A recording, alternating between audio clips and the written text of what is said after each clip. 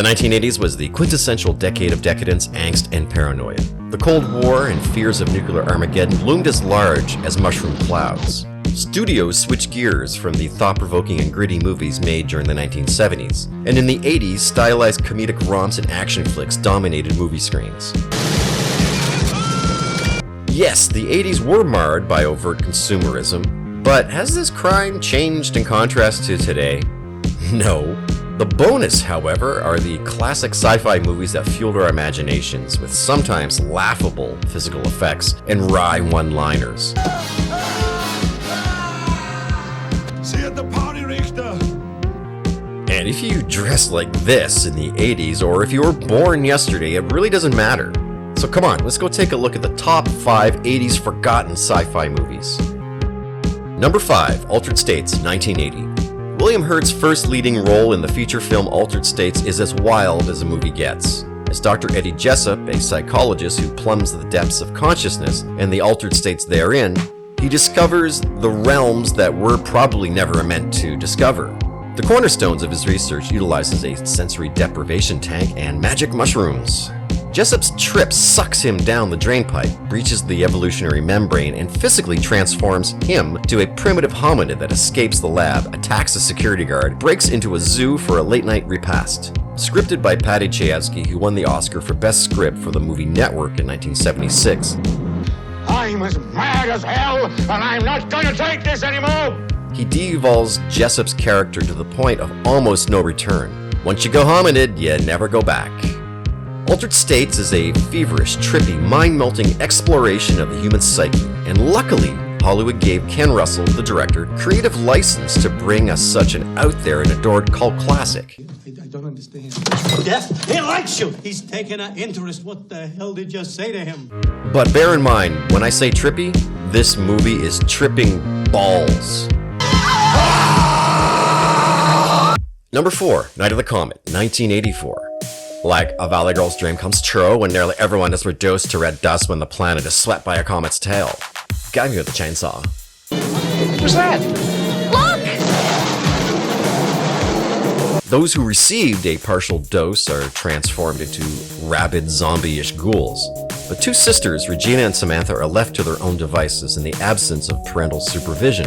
Reggie and Sam search for survivors and befriend Hector, a wayward truck driver who's concerned about his mom's safety. The end of the world offers irresistible opportunities for the sisters.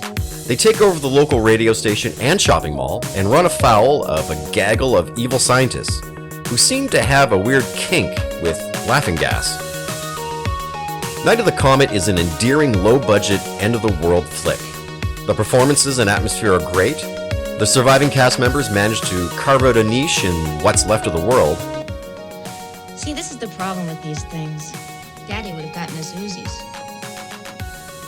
The female protagonists are particularly strong and refreshing in this role where they're actually in control of their own destiny and they're not your typical 1980s damsels in distress. The film's small budget required shooting to take place early in the morning in downtown LA, even on Christmas Day. Another interesting fact is Samantha's character was the inspiration for Buffy the Vampire Slayer. Number 3, War Games, 1983. This next film is an excellent thriller, but I'll let it slide because it has a certain Skynet feel, especially since it was released 1 year before The Terminator. David Matthew Broderick, a mischievous computer nerd who inadvertently hacks into a military defense mainframe, nicknamed Joshua. Shall we play a game? And he and his girlfriend Jennifer, Ali Sheedy, agree on global thermal nuclear warfare. The main problem is that they think it's a harmless computer game. Joshua, on the other hand, is convinced of the contrary, and mistakes David as Dr. Stephen Faulkner, its creator. David realizes the dire circumstances, so he tries to disconnect, but Joshua keeps calling him back like a crazed ex. What is the primary goal? To win the game.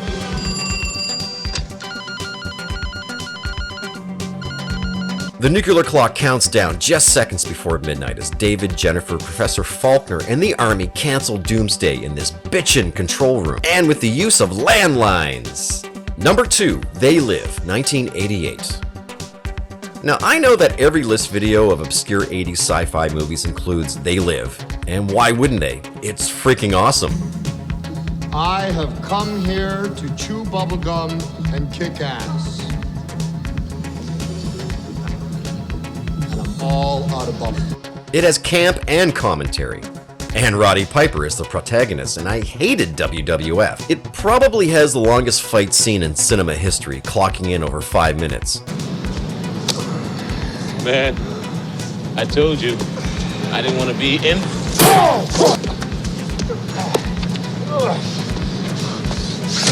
You dirty Which was parodied by South Park.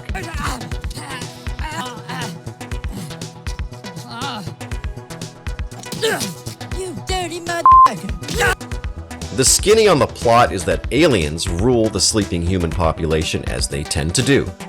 Roddy Piper's character, Nada, stumbles upon the greatest deception ever committed via a pair of sunglasses that allow him to see the real world and the real worldlings, the aliens who look like they have scabs for faces.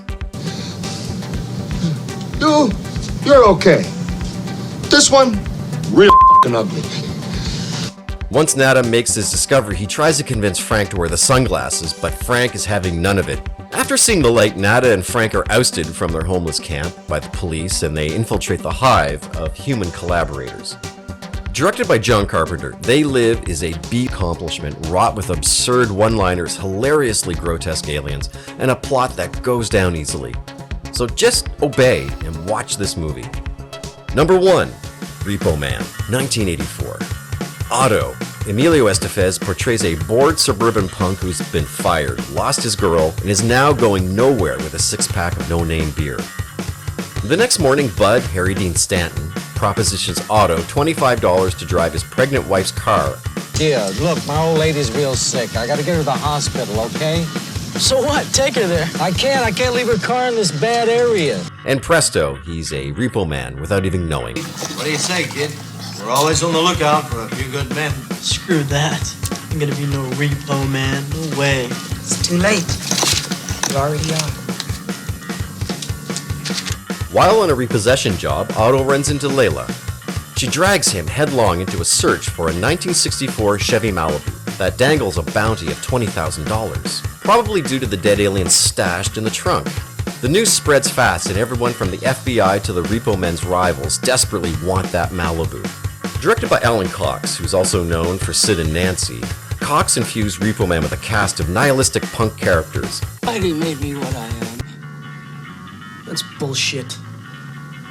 You're a white suburban punk, just like me. A bitchin' soundtrack and loads of dark humor. The more you drive, the less intelligent you are. Film aptly captures the grind, crime, and angst of LA in the early 80s. For these reasons, Repo Man is an undying 80s sci-fi classic. I highly recommend this one. So, have you seen these films? Or are they complete unknowns to you? Let me know in the comments section below. If you like what you see, then subscribe, like, and share. Turn on notifications so you can stay up to date on forthcoming videos. And thanks for watching. Catch you in the next one.